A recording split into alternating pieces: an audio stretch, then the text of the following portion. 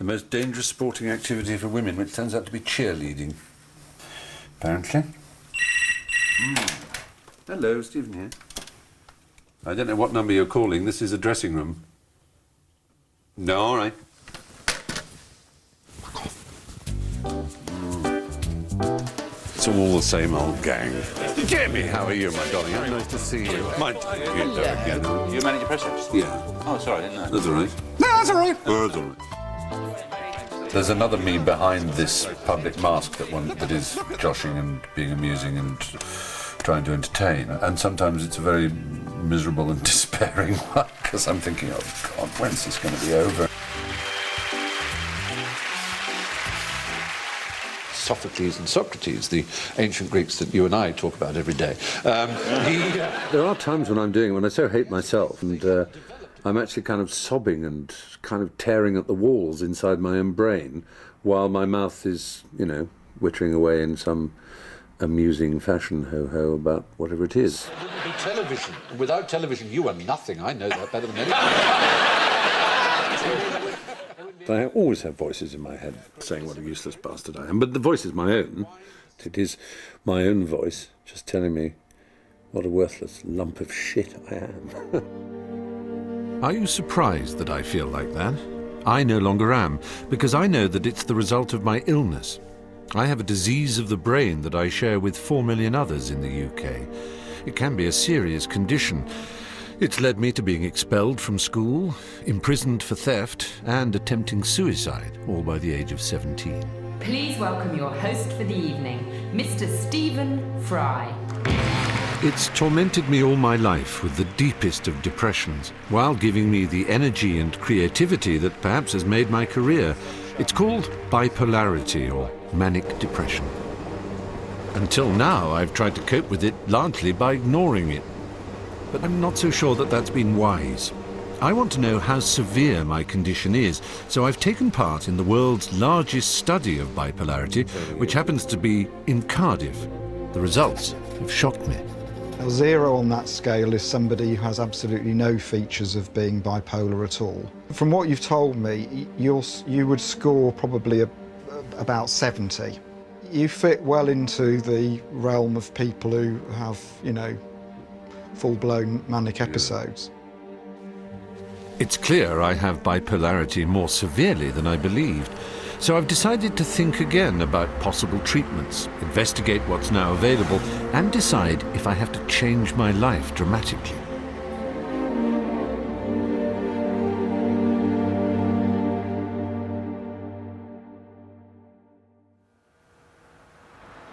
When you go on the net to find treatments for manic depression, you quickly discover there is no simple, agreed approach. That's because people's symptoms vary widely, as does the severity of their condition. It's a complicated illness that's not even diagnosed until a crisis point is reached. That was certainly true for me. I lived most of my life with it, unaware of what I had. Then, 11 years ago, my crisis happened. My life fell apart after, I suppose, years of success. I'd just started a run in a new play in the West End. Reviews of my performance were critical. I suppose I was unhappy with my own performance. I clearly wrote that I'd felt a failure as an actor, and I think I did, but I don't think one bad performance in a series of not very good reviews, which were never savage, would be enough to make me escape life, or try and kill myself for that matter. So there obviously was something else deeply amiss inside, some terrible feeling that it all had to stop. So did I give off any signs that I was in turmoil? One person who might have noticed is an old friend. I went to his party just 3 days into the play's run. You don't remember what mood I was in at that time, do you? No, I don't remember you actually being anything but your usual debonair self at the party. Yeah. I don't remember reading that many reviews of the play, to be honest. And I don't know that it was entirely that. I did feel that I'd failed in it, I think. But I felt that I'd failed in absolutely everything. I'd failed in my entire existence. And it's odd how one doesn't give off any signals of that. No. Well, I don't think you did. No. Because all I remember at the party was people delighted to see you, as always, because you had not seemed incredibly out of sorts. Have I ever come across as a troubled soul? No. You're somebody who has a strong consciousness of your social obligations. Yes. Politeness. You're worried about how the other person feels. You want to make sure that they are engaged in conversation. It's John Cleese, who is, of course, famous for his interest in psychoanalysis and things. He did once say that my politeness would be, would be the destroyer of me. Like so many manic depressives, I may have looked happy, but inside I was hopelessly depressed. Within hours of Griff's party, I decided to act. Very early in the morning, I came down from my flat in central London to where my car was, in the garage. Yeah, I went in there, sat in the car with my hand over the ignition, brought down a duvet, which is one of those preposterous details that always accompany something like a grand gesture or a grand attempt to kill yourself. You have to think about it. I thought, well, if I have the duvet along there, it'll stop the air getting in. I had this image of my parents staring right in at me while I sat there for at least, I think, 2 hours in the car, my hands on the ignition key.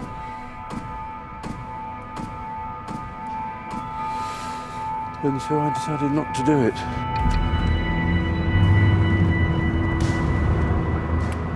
I drove for the south coast to get a ferry. As far as the suicide was concerned, it was not that I decided I'd never do it again. I think it was more, I just delayed it. One reads of elephants crawling away to die. They don't want to be seen. It's a primal feeling of ending and severing all connections with everything that you have been. I really believed that I would never come back to England.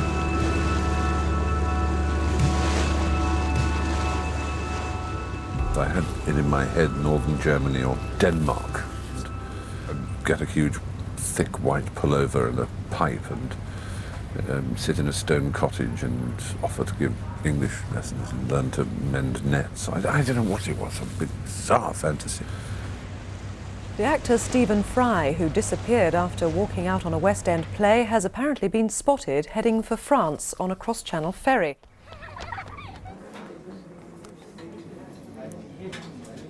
Found myself in Hamburg, and I saw these rows of, newspaper headlines and fears for Fry type thing.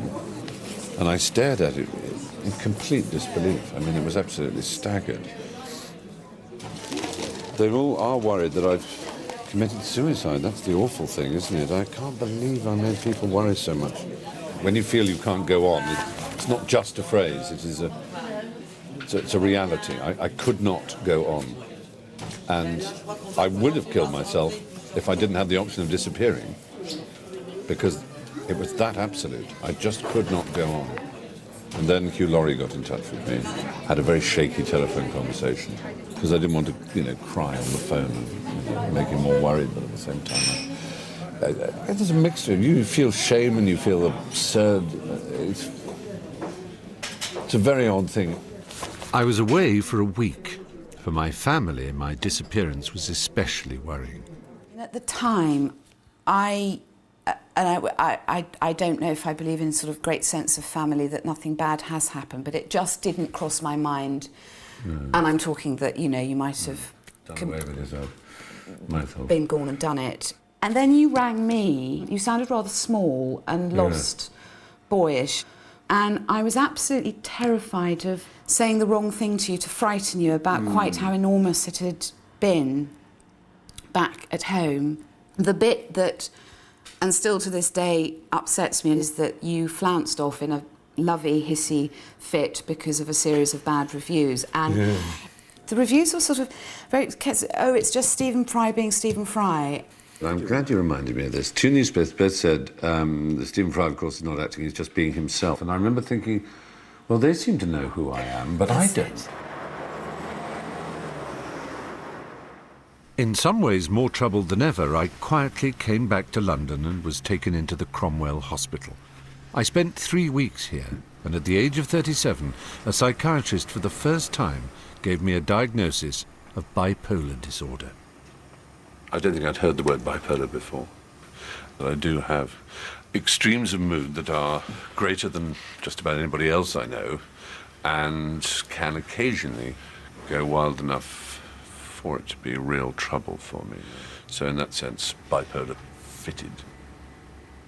Part of me resisted it. Part of me thought, it looks like an excuse. Another part of me was immensely grateful and pleased to know that some of the extremes of my feelings and behavior were, had a cause. With the psychiatrist's diagnosis came his advice for treatment.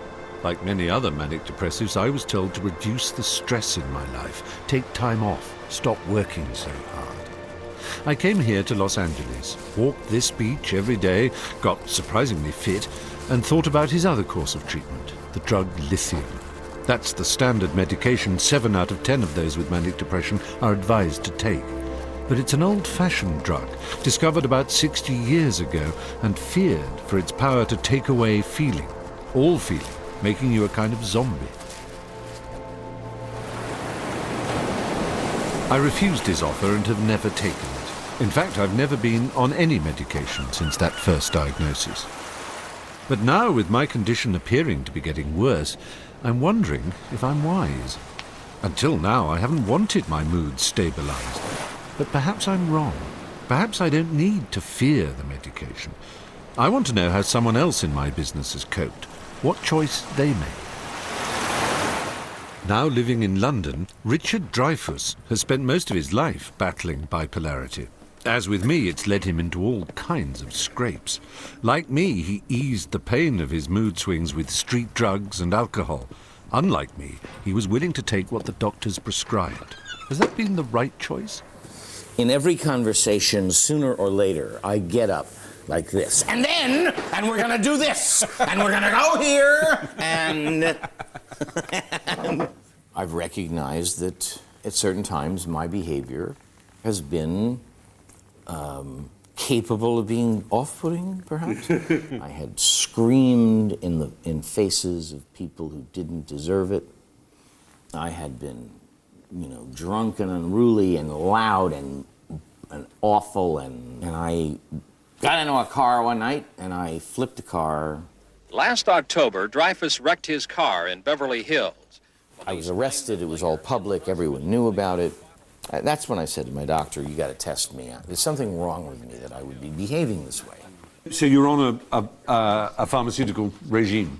Can you tell us what you take? It's different things. It's things having to deal with manic depression and ADD and concentration and sleep and anxiety, and lithium. Lithium was the very first thing I took for many, many years. And now, 23 years later, I am just about not taking lithium. I mean, there are those who are very afraid of lithium because they think of it as some kind of pharmacological zombie drug. Did you find that when you took it?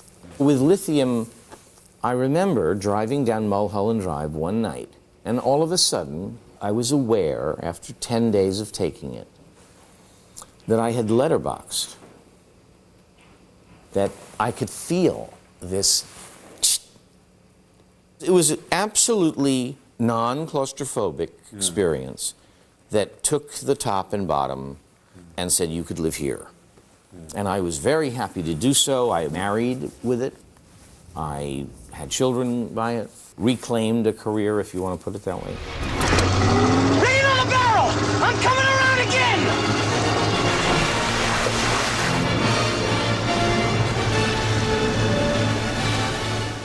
So we're talking about... The late 70s. Oh, late 70s. Oh, gosh, right. So the height of your powers. Richard Dreyfuss in The Goodbye Girl was named the best actor. I changed dramatically. I said to my doctor once, I have become a person I admire in the last few years. I have wept more. I have said I'm sorry more. I have succeeded in endeavors that were impossible and blah, blah, blah, blah, blah, and I could not have done that without this courage. And he said to me, it's not courage, it is the absence of anxiety. And that is as true a statement Richard said yes to lithium and other mood stabilizers, and it's clearly helped him cope with severe manic depression. Perhaps I've been too hasty saying no to it, but I'd like to find out how medical science justifies dependence on drugs. Because, as Richard tells me, once he was on them, he's had to stay on them. That's what brings me to Aberdeen and a psychiatrist with strong views about taking the medication. I mean, here are your mood stabilizers, for example. Lithium. I mean, lithium was used for periodic mood disorders 2 centuries ago, but it was also used as a treatment for gout. And it was believed to have health-giving properties. Yeah. It tastes salty, but it's not a good idea to sprinkle it on your food if you... it's dangerous, it's toxic. It's toxic. Yes, for the kidneys and for various other things, isn't it? It's not particularly healthy. That's the reason why, when folks are taking lithium, they have to have regular blood tests. So those who say, "Oh, lithium is a zombie pill," it's a kind of chemical pharmaceutical lobotomy. This kind of idea to you is nonsense. As many patients report cognitive dulling with many medicines in psychiatry. And that's particularly true in folks being treated with bipolar disorder. And some of that dulling of cognitive performance might not be due to the medicine at all, but might be a property of the illness. Right. And that by not taking medication, you might make that worse. The danger is that folks, and we know this is the case, that many patients with bipolar disorder just don't take the medicine. Colleagues in Edinburgh looked at what happened when folks gave up their lithium, and they showed that not only did patients relapse, as you might expect some of them to do, but some of them relapsed a lot faster than the pattern of their illness before they'd started lithium. I mean, for example, if someone stops and starts lithium, you will have more episodes of mania than you would have had you never taken it at all. Yeah. If you discontinue your lithium, in the first year off lithium, the number of reported suicidal acts increases beyond the level that was there before. Because it means once you start, you really have to stay on it for good. Or in the longer term. Yeah. I clearly look preoccupied coming away from seeing Professor Reed, but it isn't because I'm worrying about his message, take medication and stay on it. It's because for the last few days, I've been feeling increasingly depressed. Very sort of black stage at the moment, and would love to be somewhere else other than here, frankly. I'm fully aware I'm a very awful person to be with. I find it difficult to meet people's eyes. I find it very difficult to connect to people. I find it very... I just want to be alone, frankly.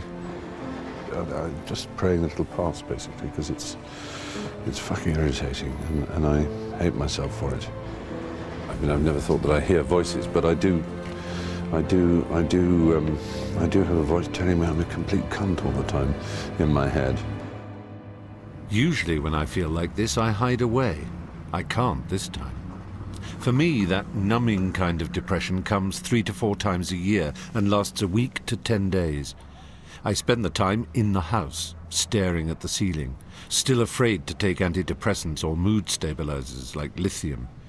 So as you can see, I'm still very much in the grip of mood swings, but also still more afraid of the medication than the illness.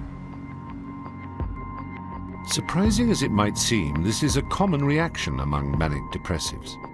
A couple of years ago, I read a newspaper article by the parents of a 27-year-old girl called Zoe Schwartz. I wanted to talk to them about what was in Zoe's mind during her last depression. And it was 7 o'clock, she hadn't come, and I said, let's ring the police after supper. I remember at 7:45, the police came. In a flash, I knew what had happened. She went up to the end of the platform and she jumped very high. And the train driver then said, you know, it hit me at face level. She'd had it all planned. Zoe was 27 when she killed herself. She was beautiful, articulate, very bright, with a master's degree from the London School of Economics. But she'd also spent almost 10 years trying to hide the symptoms of an illness that had already led to suicide attempts. Hello. Hello. Love you, Dad. Looking back on it now, what I know, and I do realise she was going up and down. But she hid it from everyone. She would never accept it, she would never admit it to herself, and had she admitted it, maybe she could have been helped. This issue of people refusing to accept that they have it is a particularly difficult one. And did she imagine, was it pride in a way? That's what her best friend said. The week after she died, her best friend came, we were all together, and she said it was her pride killed her. And she was writing in her diaries, all of which I found after her death, about these panic attacks, about these terrible fears she had, which she just hid from, presumably, herself, to some extent, because she never talks in the diaries about being mentally ill, she just talks about fear. Yeah. But she hid it from everybody. Despite the front Zoe put up, a breakdown eventually led to a diagnosis. She was presented with drugs to stabilise her moods. She resisted them. She used in her diaries the phrase, I don't want to be one of the lithium generation. It's a very modern phenomenon that Zoe was cut out to be a success. Her friends were successful. She had some very close friends from school. They were all successful in their way, and she was desperate to be a success.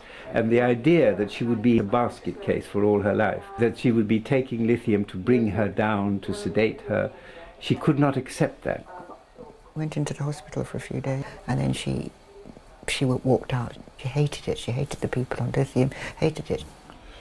With a lot of gowned people with lithium shuffling around a hospital, and she would naturally think, I'm not supposed to, that's not my life.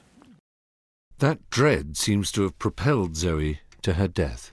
She talked to the psychiatrist who came to see her every week or every 2 weeks, and she told him she wanted to kill herself. She died on Tuesday at 20 minutes past 12. And he rang us up on Wednesday at 9 o'clock, and he said, I think she did that yesterday because she didn't want to come into hospital and take lithium. She was really frightened of lithium. She was really frightened of hospital, and she felt there was a terrible stigma. That stigma is very, very important, and I really do hope that you, Stephen, will be able to do something about that in this programme, because this is so harmful. It's revealing that Zoe saw going into hospital and taking drugs to calm her not as stages on the way to helping her recover, but as treatment she couldn't bear to undergo. It's that fear that medication will reduce people to vegetables, that image of One Flew Over the Cuckoo's Nest, helpless patients made passive zombies by electric shock treatment.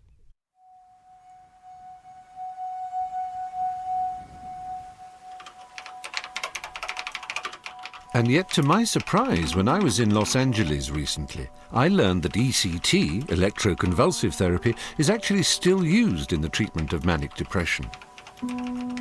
Andy Behrman has become a celebrity in the US as a result of agreeing to ECT to curb the wildness of his bipolarity. I've never met someone who's been given electric shocks, 19 courses of convulsion.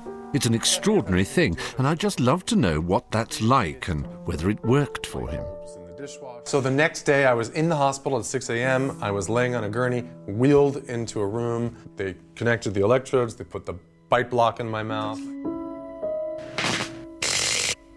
Well, it was scary the first day, but... So I woke up in recovery and I had no idea where I was, except I knew I felt great.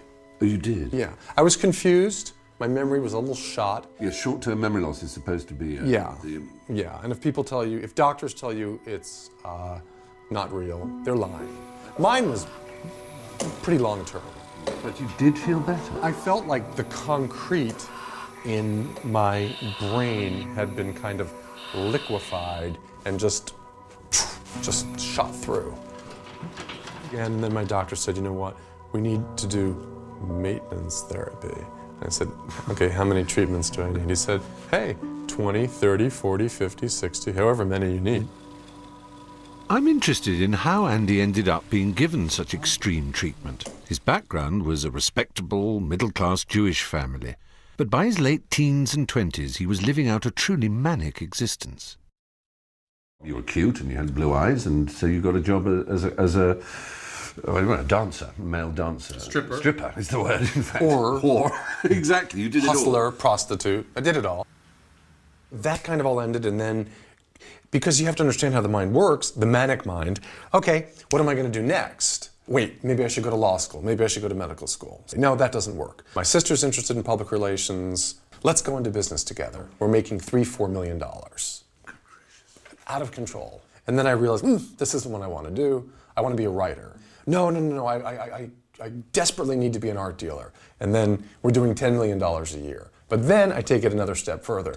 So I start counterfeiting, going to Japan, going to Germany, selling, $1 million worth of paintings. I'm about to be arrested by the US government, and they're very excited because this is a big art crime, millions of dollars. Over 10 years of crazy behaviour, but it was only when Andy went to prison that he was at last diagnosed as manic depressive. By this time, aged 30, he had already been on all kinds of medication, including lithium. They hadn't worked, so he was given the last resort. I can tell from the minute I hear your voice what mood you're in. When you came back from Peru, and you were wildly depressed, and I was terribly worried about you. You just took to your bed for... You were black. Yeah. And somebody else who'd seen you rang and actually said, I'm terribly worried about Stephen. I'm not quite sure what to do. I don't know what's the matter with him. I was a bit sick with worry, and I can't remember if I thought, oh my God, here we go again. Because I enjoyed myself in Peru, and it was just coming back and being... There have been times when I've been worried about you, especially when you've been away, and I've just rather hated that sort of hotel room coming back on your own. Is sort of finding an excuse to ring you at about 9-ish, just to check you're up and about, and I'm okay. And you're okay, yeah. And feeling slightly sick until I speak to you. Yeah. I'm quite dispirited that my condition continues to be such a worry to those around me. Yes. And nothing on the Tuesday.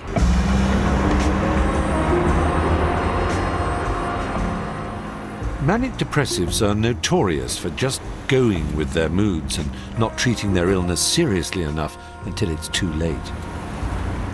Ellie Oakes was a director of finance at B&Q, a high flyer, but she also had manic depression, except she wouldn't admit it, not to anyone, not even herself.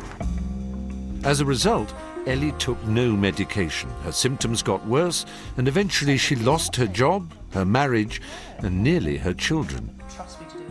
I want to see her because of the individual way she's turned her life around. With an accountant's eye for spreadsheets, she began to keep a mood diary. See, when I first did this graph, I was surprised that it looked like this, because I just kind of take each one as it comes. I don't think about it. You rate from 0 to 3 your mania, and from 0 to -3 your depression. So 0 is, as it were, a stable mood. And the highest it goes to is 2, I notice. It peaks at 2. 3 you would regard as unmanageable, as dangerous? Complete dangerous, I think. Yeah, I mean, dangerous to myself, yeah. And to the happiness of the family, absolutely. And to the peace and everything else. What Ellie means is when high, she loves to spend and spend, forgets what she's left burning on the cooker, sleeps 4 hours a night for 8 weeks, and has the energy to update her new company website at 3 in the morning. But when she's done, she can't get out of bed. A lot of sleep, so we're getting up to 17 hours a day. And I just have to. I can't do anything about it. 17 hours a day. Yeah, it's pretty bad. The cat would be proud of that. Yeah, absolutely. No wonder partner Paul takes a close interest in how her moods are developing.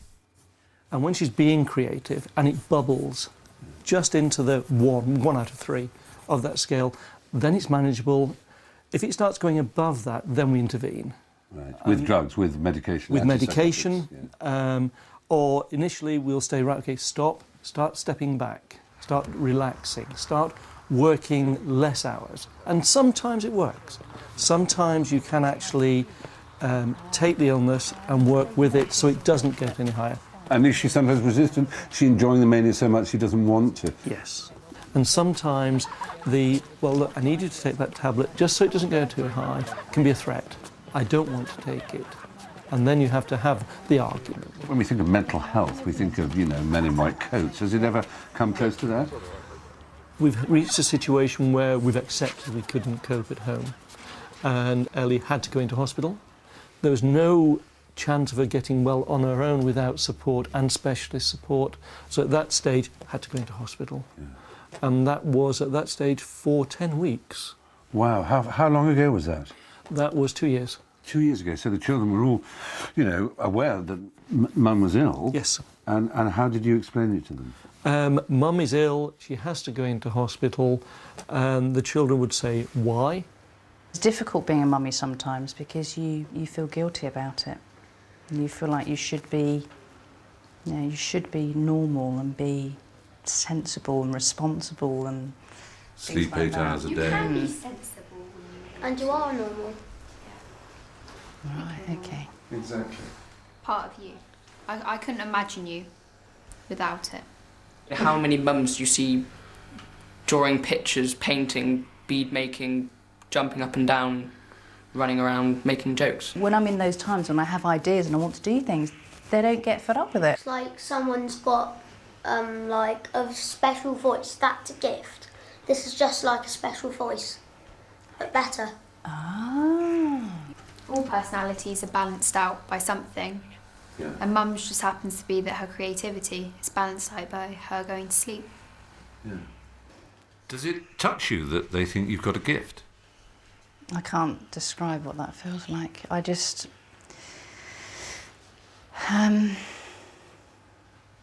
It is really touching. It is, isn't it? Yeah.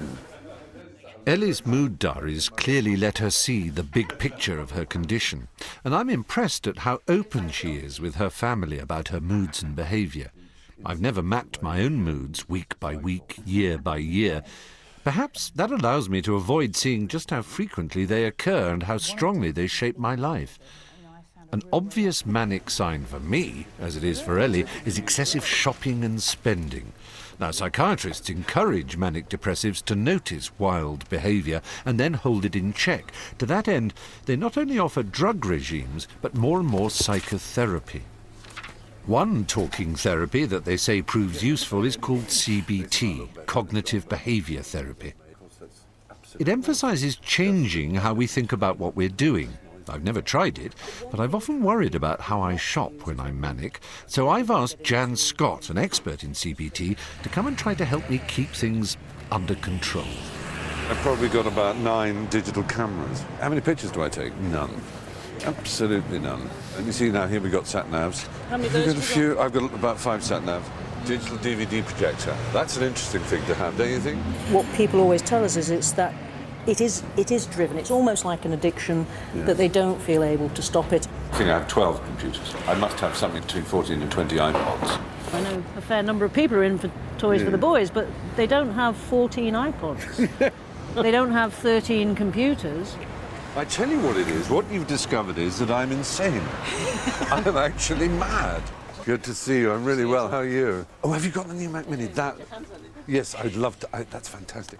People do it, and they feel even more stimulated, more excited about it, and it feeds into this desperate, vicious cycle. And so one of the things we try and do with people is to recognise it absolutely right at the start of when they're becoming hypomanic. I don't want to be a killjoy here. Yeah.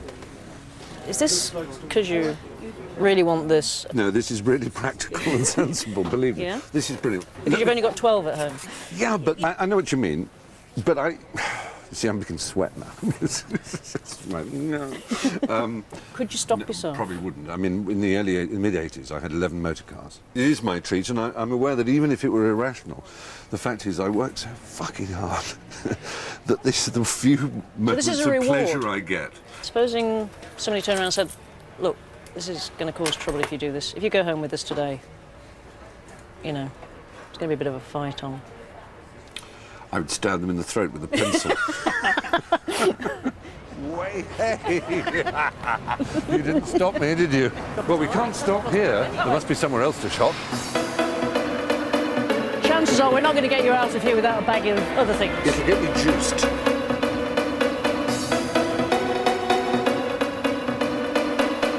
I've got it on record. Yeah. I've got it twice on LPs, CD. the CDs. And I've got it, of course, on You've got it on your iPods. iPod, if you could only find it. But you're more jolly. Yeah, I'm very, very alive. And now happy. you're actually into not just one thing, we're going to buy 2 or 3 things. Yeah. Can't we? Is that bad? This I really have to get. When I go into a shop, I can come out £10,000 poorer like that. I haven't got this one. Don't do it. Sure. There are certain things I look for, which I'm just always praying will arrive. One is a box set of Preston Sturgis movies. Very hard to get. Palm Beach Story. So they're not likely to have them on display. They're more likely to have to order them. If they order them, I'm not going to bother. I can't order them and then come back in a week later. It's got to be there. It's got to be there. It's got to be in front of you. I know I'm mad, aren't I? This is a hunt, right? Yeah. Now, a man goes out of the village with a spear, looking for the gazelle or the kudu or whatever, you know, the antelope, whatever he's going to spear and bring home. Now, you don't get to a hunt and have a little sign saying there are no gazelles in the jungle today. Please book one and come back hunting tomorrow. You've got to have the joy of the kill. This is my jungle. This is where I go out and forage. So, and if it's and it's the hunt is all, and the smell of it in your nostrils, and if it's just someone tapping the keyboard and saying come back in a week, well,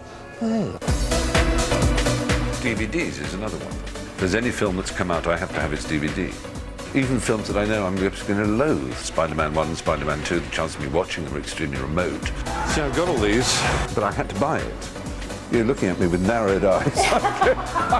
No, God, you're so cruel. You're just so mean. I can't believe you. We found it. The delivery of the thing that you really wanted may release the endorphins at the time, but there's a big down afterwards. There's a crash. do you feel guilty afterwards? Yeah, there is a feeling of guilt and squalor. You know, it's like squalor. Unlike in analysis where you might be trying to look at subconscious processes, you're actually trying to look at the thoughts that people have that are very prominent in their mind. And you can use that to look at how that influences their mood and their behaviours. You'd want to help people identify the risks of when they become a bit disinhibited and how they could handle that. Can you reduce the risks in a behavioural way? Can you change people's behaviours? Jan tries hard with me, but I've had years of practice. Will I undergo a course of cognitive behaviour therapy? Not yet. I like giving my manic side full rein at times, although I recognise I'm lucky. I can afford my excesses.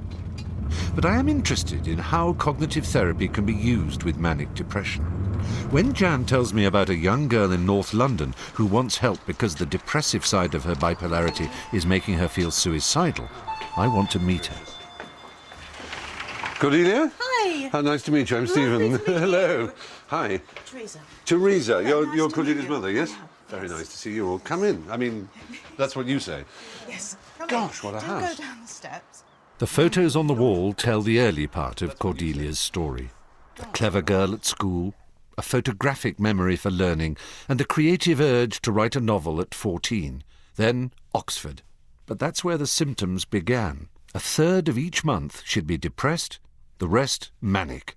By the time of her finals, her memory had gone. After university, her condition worsened, and she was eventually hospitalised. What's If your... you want to look at the mood scale, it's in the kitchen. Oh, I'd love to. 8, inflated self-esteem, rapid thoughts and speech, counterproductive simultaneous tasks. Yeah. Yes, I recognise That's that about where I was when I was in hospital, about 8. No, I think you were at 9. I was not in touch with reality. I was not paranoid and vindictive. Cordelia's manic side frightens her mother. It's a nice place. They look like a nice mood. Every time I go to the station to meet her, I remember the night that she didn't come home. I met every train, every hour, just hoping and hoping that she'd be walking down the steps, and she wasn't. She'd just allowed herself to get picked up by somebody in a bar, or she'd picked him up and she'd just gone back with a stranger for the night. Cordelia seems to be drawn to people who I wouldn't expect her to be drawn to, let's say. When I think that she's getting a bit dangerous, I just don't let her out. Right. Or I go out with her. It's going to get worse. This is the thing, Stephen. I am not going to be a lawyer or a doctor or something with my illness. I'm working part-time as an assistant at a literary agency. I've been an assistant for 4 years, and I'm doing a part-time MA. I cannot work full-time. She depends on us for absolutely everything. Do you seriously think then she can't cope without you? I know she can't.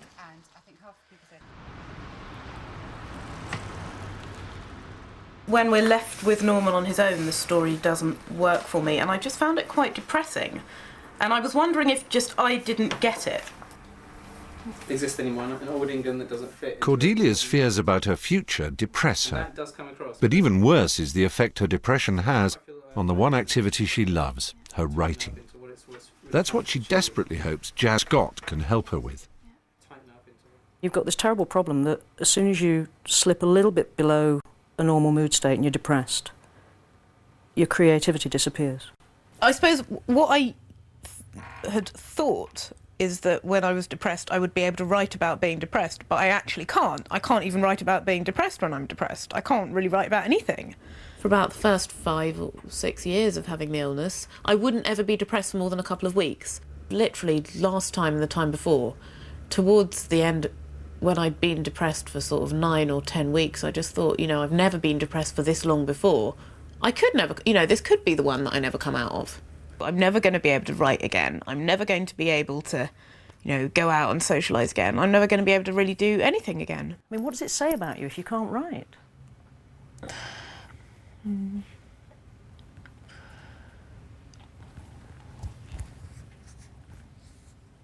What's going through your mind?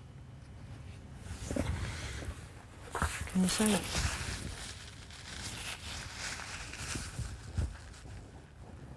She's very upset. She's picked up her bag. She looks as if she wants to walk out now. I find watching later and talking Cordelia through her feelings very moving. It's fascinating to see how Jan uses cognitive therapy to unpack the deeper emotions within Cordelia. But the most important thing I felt here was that she was identifying something so fundamental to her view of herself. And there's a point at which she can't even say the words about how she feels about it. This issue of she had grown up being seen as exceptional, and she felt the illness had taken this away from her. I don't mind a bit of weakness in other people, if it's sexy sort of weakness. I hate weakness in myself. I think of myself as very strong and glittery and shiny and funny. Right. The writing is something that I'm good at, and that. So if you can't do that, that's the final straw. Yeah. Her self-esteem is partly tied up in her ability to be a writer, and she's had a lot of positive feedback about that in her past. Yes. And we've got to actually address that in terms of her beliefs. Because otherwise it becomes this vicious cycle, and and it becomes very dangerous because she potentially could become quite hopeless. And that makes people very vulnerable. Generally thinking about suicide and death is not good for me at all. So I don't want to. With the stigma that still surrounds mental illnesses like manic depression, I thought Cordelia was very brave, allowing me to witness such a private moment. Like the others I've met, she was prepared to be seen and heard so that all of you know better about the illness we suffer. Just like me, Cordelia has come to accept that she has a chronic condition that will be with her for the rest of her life. That's a painful realization.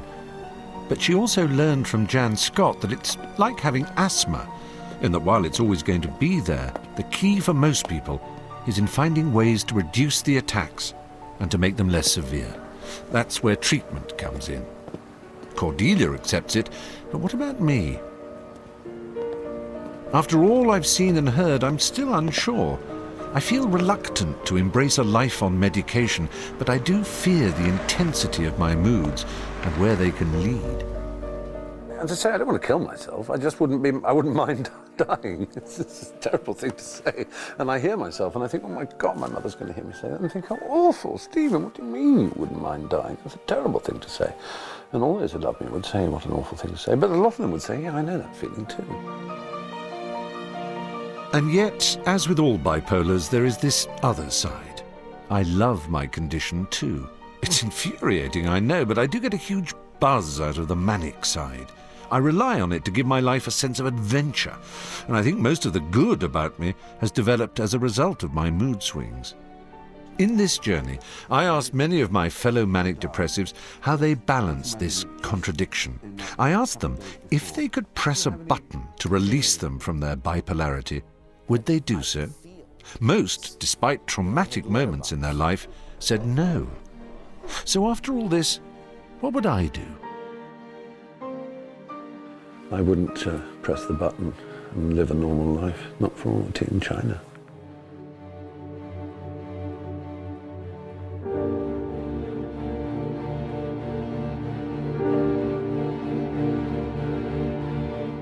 You can find out more about manic depression and treating the condition by logging on to bbc.co.uk/health or by calling our helpline on 08000 155 327.